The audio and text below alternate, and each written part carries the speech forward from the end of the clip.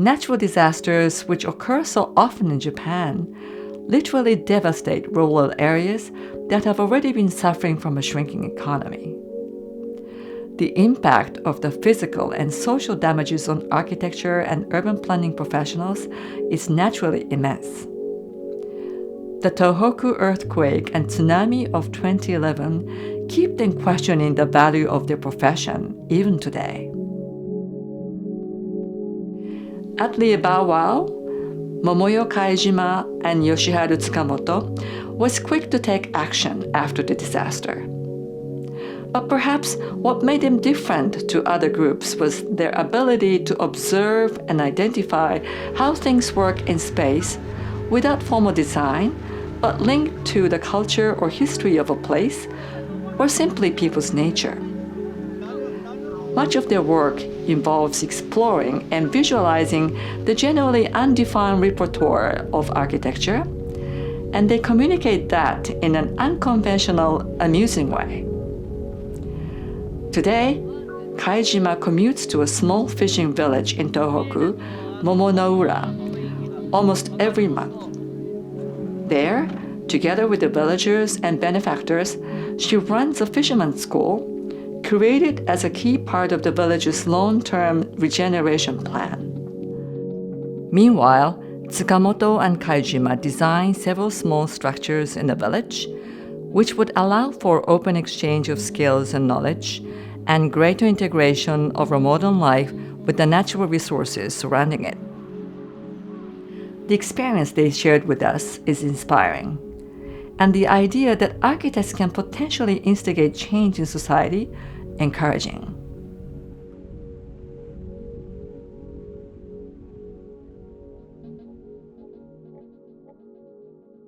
私はだから入った時にちょうども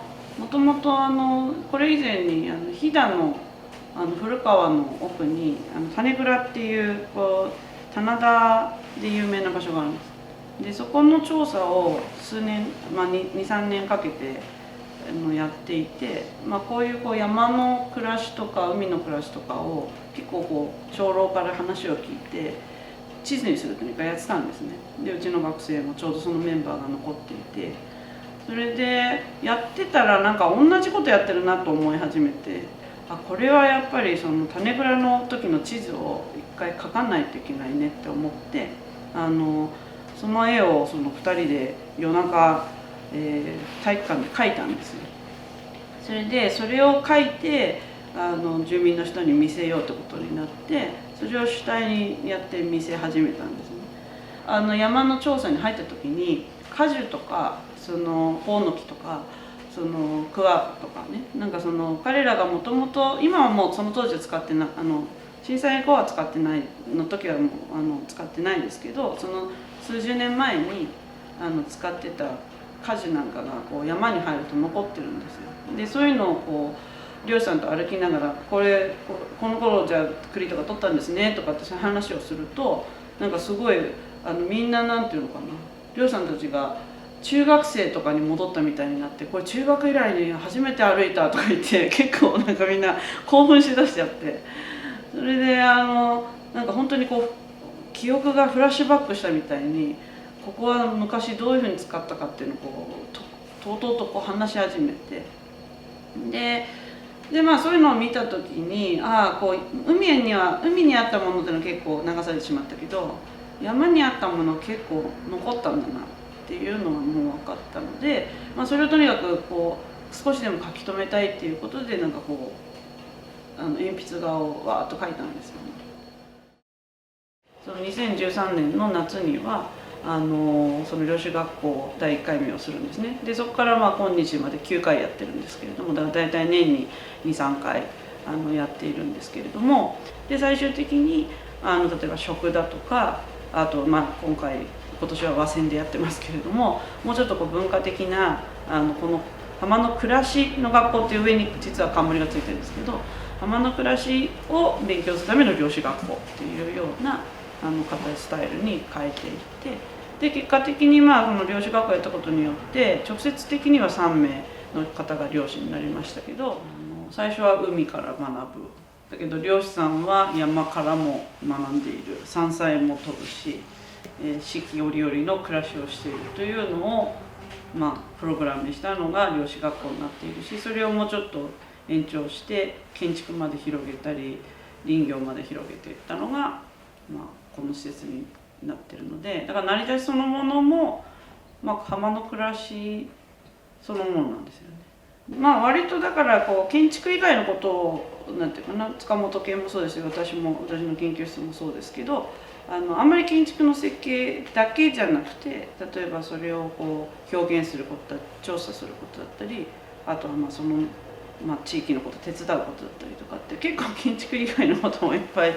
やっていた子たちが多かったので、それを建築と呼んでる。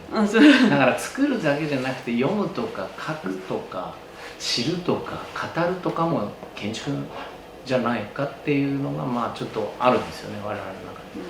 に。なので作るっていうことだけを目的にすると、読むとか書くとか、それはそこに至るまでの知るとかそこに至るまでの手段っていうふうに生産者の視点に全部なっちゃうんですけど、でも建築って別に生産者のものじゃないので、そういう意味では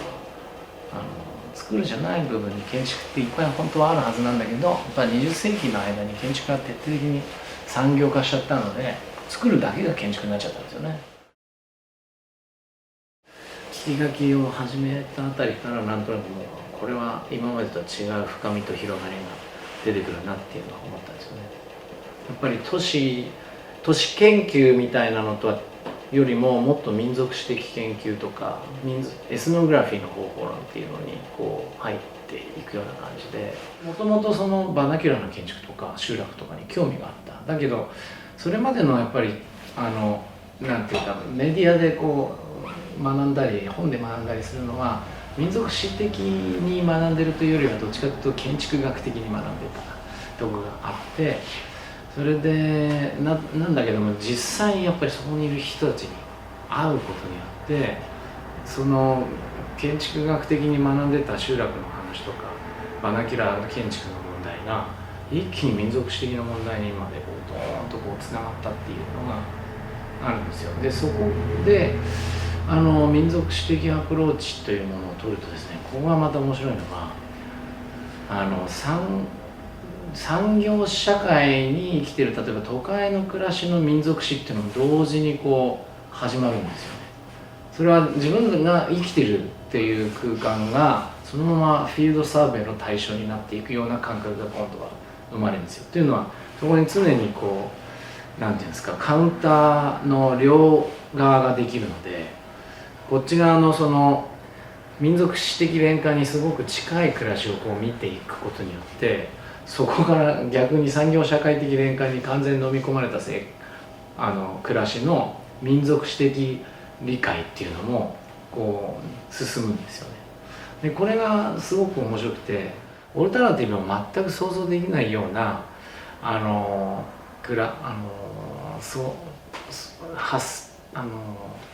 考になっちゃってたり、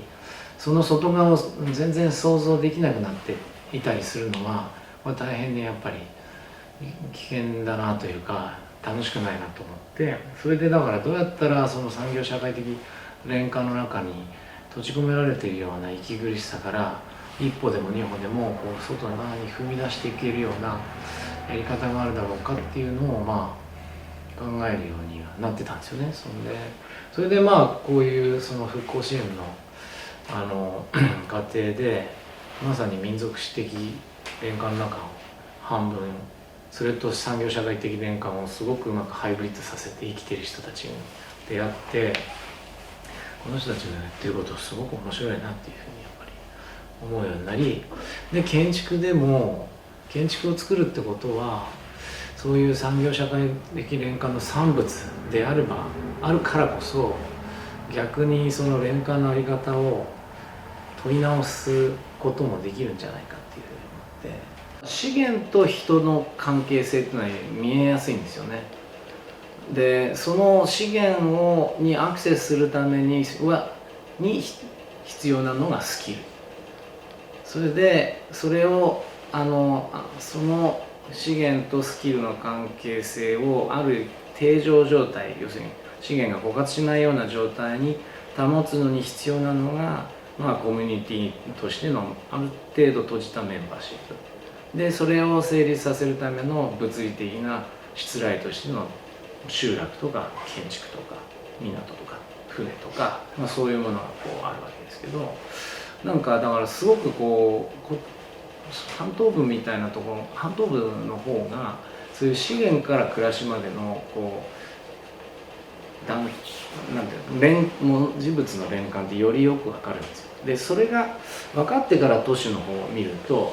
都市の暮らしの連関っていうのがいかに連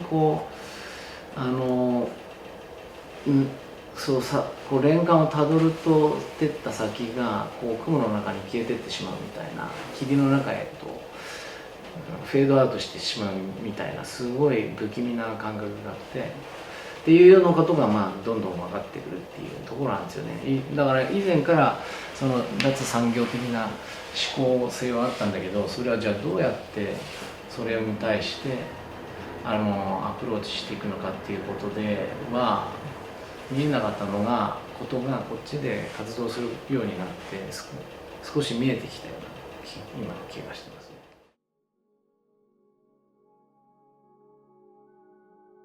だからそれはやっぱり建築家は最終的にやっぱりいなくならなきゃいけない人物でもあるので、職業柄ですよ。